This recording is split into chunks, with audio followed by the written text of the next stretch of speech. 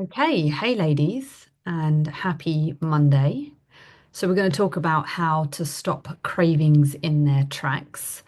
And it's just to kind of preface this to just let you know that, again, when we're thinking about cravings and we have them, it doesn't mean that we are failing and it doesn't mean that we are broken. And there can be many reasons why we get cravings, and it's totally normal. It's part of the process, and it's not a sign to kind of quit or throw the towel in on everything. And some of the reasons might be down to hormonal shifts. They can actually be habit based, and they can certainly be emotionally linked as well. So we're going to dive into what cravings actually are and what might be triggering them, and perhaps maybe think about some things that we can do to try and take back some form of control with a calm approach, and not a sort of chaotic approach to them.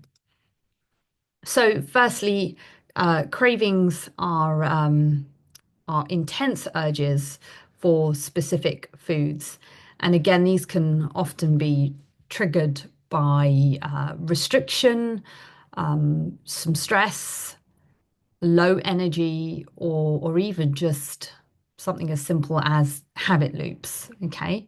They can come fast and they can feel very urgent when you experience them, but they do pass as well.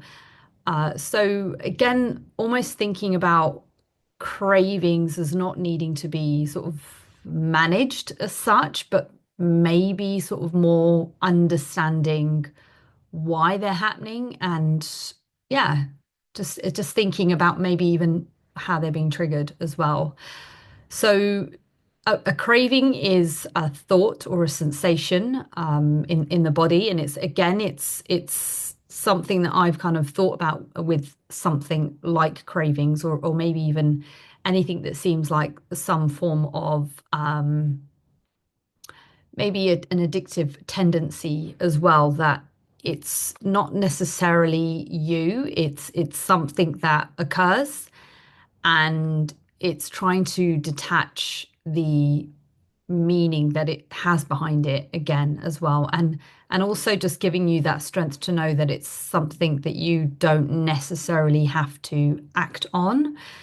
Again, being aware of it, and not fearing the fact that you have them as well. And as I sort of said as well, there can be various, hormonal, habitual, or emotional. So when we think about the causes of cravings, and we kind of think more from a perspective of my remit around, fitness and nutrition. It could be down to things like meal skipping.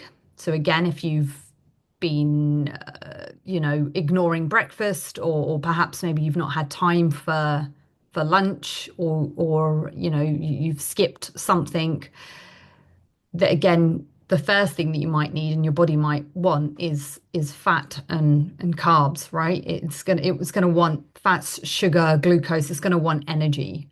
Another reason might be the fact that even within your diet, if you are having 3 meals, let's say, that you're not actually eating enough carbs or protein. This again could be down to the fact that, again, if you are trying to do any sort of harsh deficit, that you're only looking at the calorie total.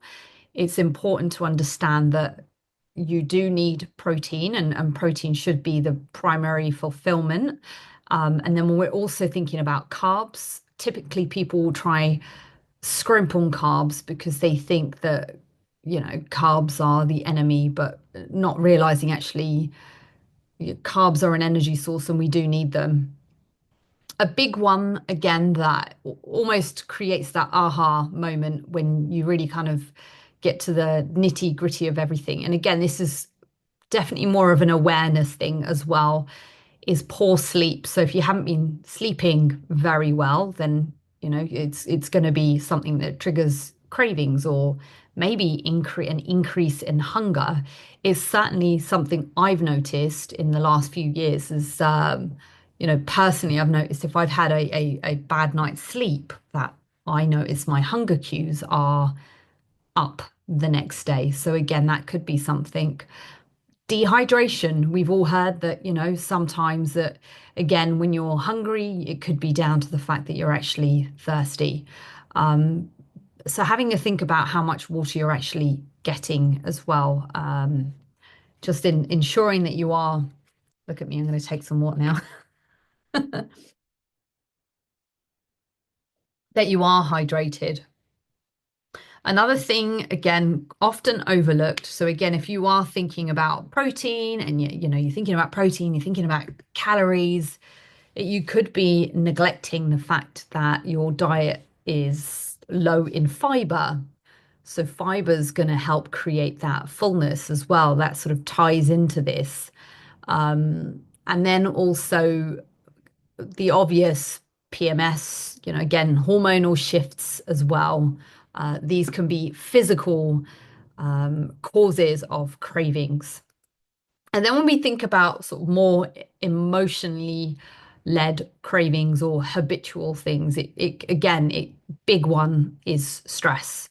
So people will tend to kind of move towards something to create that comfort. And yeah, when you are stressed, it could just be like having that thing that just makes you feel good. And again, this can form part of that habit loop as well. I think we talked about habit loops a couple of weeks or months ago now. But yeah, also thinking about the sort of mindless, again, this could be a habitual thing, mindless eating routine. So again, when you sit down to watch TV in the evening or you sit down to sort of have a scroll, again, it might be something that you kind of pair with snacking. And again, that could be a habit loop that's formed. And something else, again, the sort of massive restriction. So again, this is going to be down to emotions. We all know what it's like if you sort of you don't we all know what it's like to feel hangry, right? It's just like whether it's happened accidentally or again, if maybe some of you have experienced this in the past when you've been like really trying to restrict what you're having, that you'll end up leaving to this sort of overcompensation because you can't run off an empty tank. So again, restriction will lead to higher cravings, and then obviously you get this sort of overcompensation later. And then yeah, just also the boredom thing, using food to fill your time, silence, or again, soothing discomfort as well. I think this is definitely one that people would have been affected by if you found yourself at home lots, isolated. We've all been through that a few years back. This sort of filling your time with that stuff. And these sorts of things, although they might have been emotionally connected in the beginning, that they, even when the emotional need is gone, it's the habit that we've kind of kept. It's the habit loop that we've built up and the that association as well. So yeah, again, sort of most cravings will come from a mix of sort of both the sort of physical need and the emotional pattern as well with that. And it's just, we need to try and untangle ourselves from these. So yeah, having that awareness first. And the obvious one, our menstrual cycle and cravings again. So, you might find again different times of, different times. And again, typically during your sort of late luteal phase, most people will experience. So this is that period the week right before your actual period. Again, your body's asking you for more. It's not trying to sabotage you in that sense, but just understanding in that late luteal phase. You should all be really familiar now with that diagram in your check-ins as well, the menstrual cycle. And I think it's so clear with all the different phases as well. But the reason why this happens is again, you've got drop in estrogen. and then you've got the progesterone rising as well. And it's just understanding that, again, when we're in this period, it can cause more, again, more blood sugar crashes, again, an increased appetite, that sort of cravings for sweet, salty, or fatty foods. Again, if we're that's from more of a physical perspective, and again, maybe more emotional. Again, your mood dips typically, and you start craving for sort of dopamine hits or comfort. And it's really important that during this time we think about supporting our bodies, that to have those extra calories, and it's okay to do that. It's not, again, if we are working on that calorie deficit for you, it's just understanding calorie deficit does not mean a daily thing. It does not mean a weekly thing. It can actually sometimes mean a monthly deficit.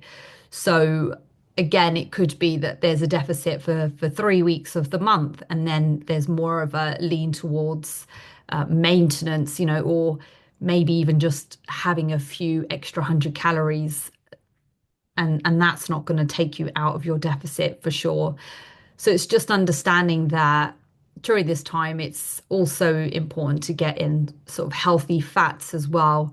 One of the girls has found that increasing her fats during her late luteal phase has really helped her, and just using that time to kind of plan ahead, because it's, again, doing that can make you less inclined to want to binge or spiral as well. So just sort of pre-planning that. And again, when we are thinking about that 100 to 300 extra calories or 100 calories, it could be literally as simple as, having some more fats in your diet, some healthy fats. So again, you could offer peanut butter or some avocado in there, or again, if you eat fish, for example, it could be having some more or fats. That way, there's so many different things that we can kind of do with our foods to kind of help with that. Or if you find that you've got, again, cravings for sweet or salty, etc., schedule in or use those calories towards a chocolate bar. Small chocolate bars, again, 200 calories or thereabouts, or even like a packet of crisps, whatever your fix is, just include it rather than trying to restrict.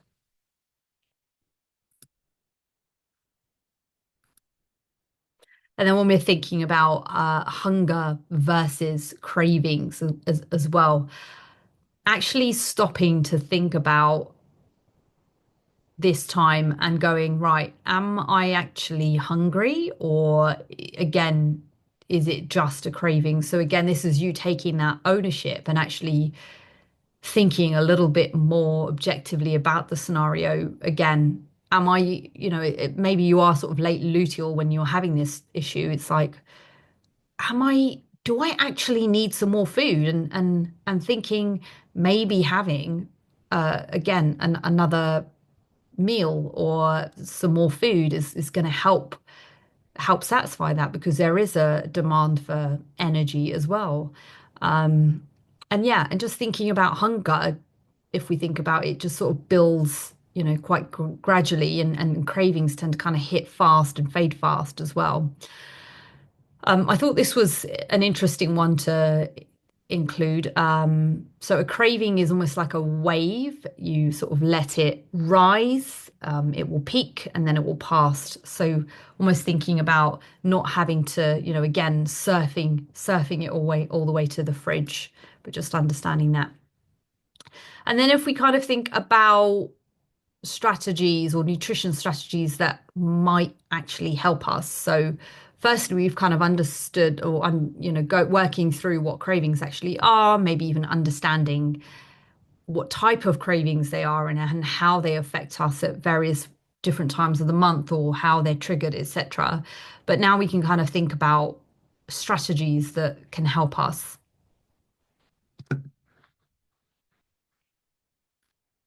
So it's coming back to the obvious.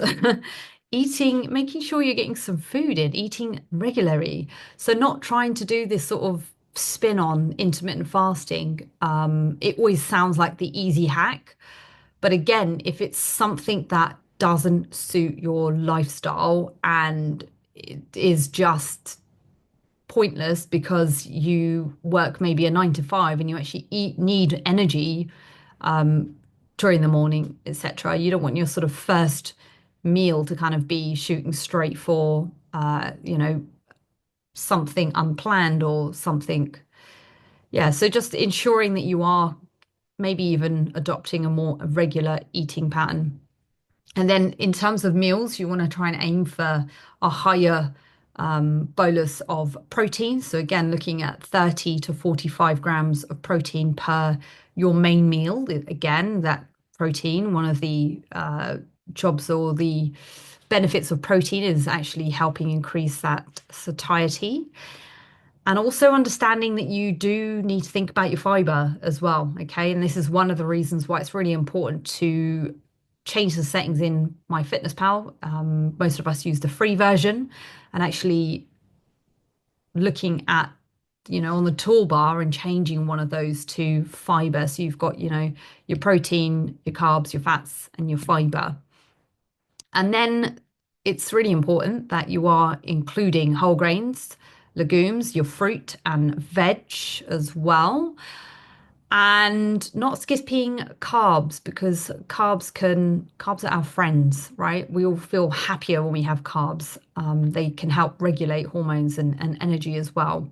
And yeah, as I've said as well, and I always say, planning treats instead of banning them. Yeah, so supporting habits, hydration.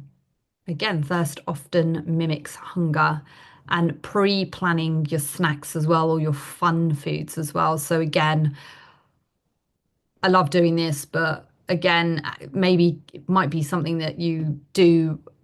Again, you spend like 10 minutes and pop onto maybe even MyFitnessPal desktop and have a jig around and play around with, different values and stuff of foods. So thinking about how much protein you're going to have and maybe sort of thinking about carbs and fats and sort of adjusting things, thinking about, if you're having 60 grams of something, maybe narrowing it down and having 40 grams of it and allowing yourself to have some more jiggle room to have calories allocated towards these planned snacks or even fun foods. So totally understanding that you can include, chocolate within that. We don't want your whole diet based on those foods because obviously, as we've said, you do need to have, your fruit and veg, whole grains, etc. So it's really important that we're thinking about the full picture there. And yeah, it goes without saying, don't buy the stuff that you know is going to trigger you.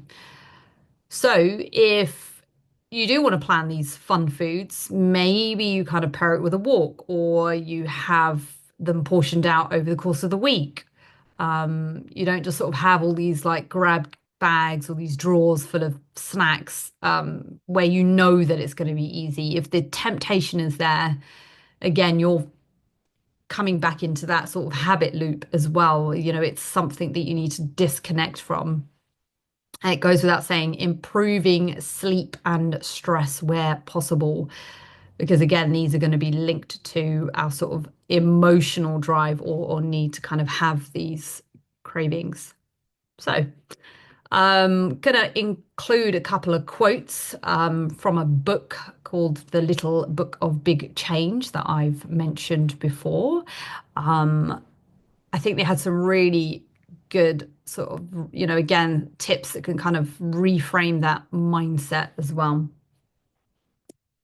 So cravings are just temporary and temporary brain signals that you don't have to, and you don't have to obey them. So understanding that again, it's you do not equal your cravings. They're just something that happens or occurs. There's a signal there. And you don't have to listen to it, right? You don't have to listen to that thing nagging you. So I thought that one was quite nice. And here's a few more. So again, you don't need to fix or fight the craving. You just let it be there. So you can just sit there and know that you've got that power. The less drama that you add, the faster that it passes. That's quite cool as well. So again, just sort of overthinking about the craving itself, will just let it be. And the craving itself isn't the problem. It's the reacting to it unconsciously. So yeah, maybe just understanding that you need to make some conscious decisions there. And this one's really powerful. You're the observer and not the urge. And finally, even if you act on the craving, it doesn't mean that you failed. But the more often you sit through the urge without reacting, the weaker the pattern becomes. So these are all really nice, powerful, actually, sort of quite powerful or power owning statements. If you kind of really sit through those and think about how you take ownership and how you're in control, they can feel really empowering as well. And then, yeah, just thinking about some more real life scenarios that we can kind of work on. Again, maybe even finding that between, again, you might have breakfast and lunch, and then there's this like dead space between lunch and dinner. So it might be that this is where you have a 4 p.m. snack that's got carbs and protein.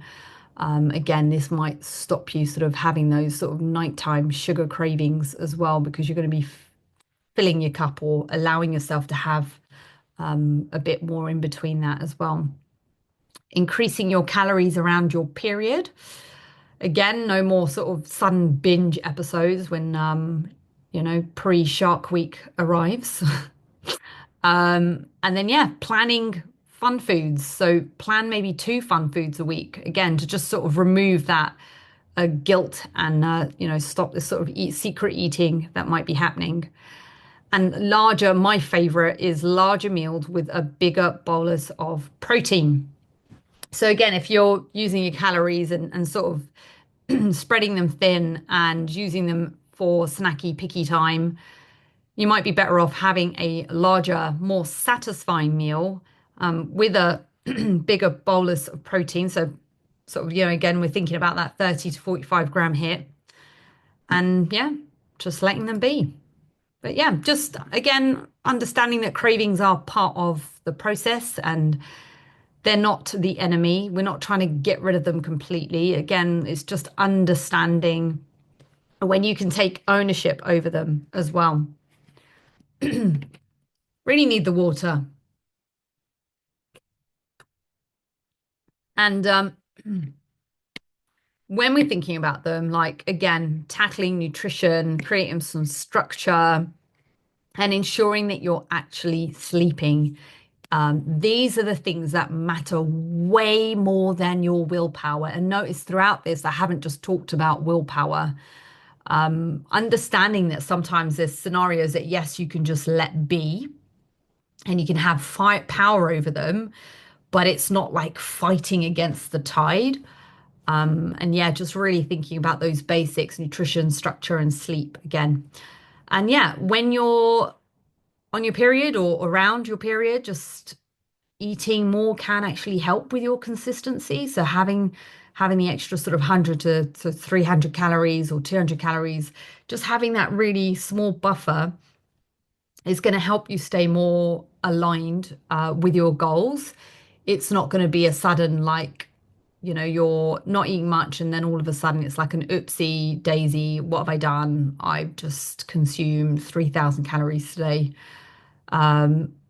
So planning to have that increase can really be quite helpful. And yeah, just reminding you as well that every craving you pause through is a win. But yes, ladies, I hope that was helpful.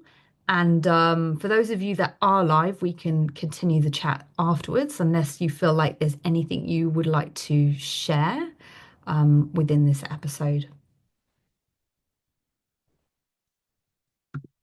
Fab, brilliant. Okay, ladies, once you've watched this recording, send a message in the group, send me a message, and let's have a chat.